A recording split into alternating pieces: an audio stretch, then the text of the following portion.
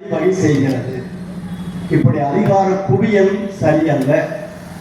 அதே போல இந்த சட்டம் சமூகத்திலே மோசமான விளைவுகளை ஏற்படுத்தும். பாடுவதற்கு எனக்கு உரிமை இருக்கிறது, எழுதுவதற்கு எனக்கு உரிமை இருக்கிறது, நடனமாடுவதற்கு எனக்கு உரிமை இருக்கிறது, மக்களுடைய பிரச்சனைகளை பேசுவதற்கு எனக்கு உரிமை இருக்கிறது என்பதை குரல் வலையை நெரிக்கிற ஸ்ட்ராங்கிளிங் தி த்ரோட் இந்த சட்டம் வழிவகை செய்கிறது. எனவே அவரோடு இணைந்து உங்களோடு இணைந்து பாரதியை பற்றி சொன்னார்கள். அக்ரஹாரத்திலே கழுதை என்ற திரைப்படத்தையும் நான் பார்த்தேன். இவைகளெல்லாம் சொல்லுகின்ற அந்த கருத்துக்கள் இதுதான். சாமானிய மக்கள் பக்கம் நிற்கின்ற எந்த ஒரு பேரணியும் எளிதில் மக்கள் மனதில் இருந்து விடுபட முடியாது.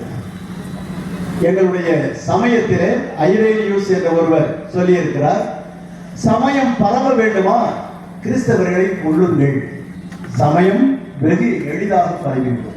வேத சாட்சிகளின் இரத்தம் சமயத்தின் விதை என்று சொல்லியிருக்கிறார். மோடி அவர்களுக்கும் திரு அமித்ஷா அவர்களுக்கும் அவர்களுடைய அலுவலகங்களிலே வேலை செய்கின்ற அனைத்து விதமான வெறுப்பு பிரச்சாரத்தை தூண்டுவிக்கும் RSS பயிற்சி பெற்ற அத்துணை பேருக்கும் இந்த ஒளியைத்தான் நான் சொல்லி முடிக்கின்றேன். கிறிஸ்தவர்களை, இஸ்லாமியர்களை, இந்து சமயம் என்பது ஒரு பிளாங்கெட் டாம். அவர் சொன்னது போல மனோன்மணி சுந்தராருடைய வரலாற்றிலே என்ன நடந்தது?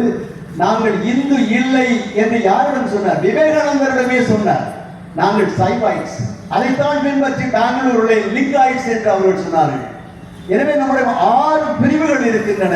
இவர்கள் அதை பயன்படுத்தி மக்களை நசுக்குகிறார்கள்.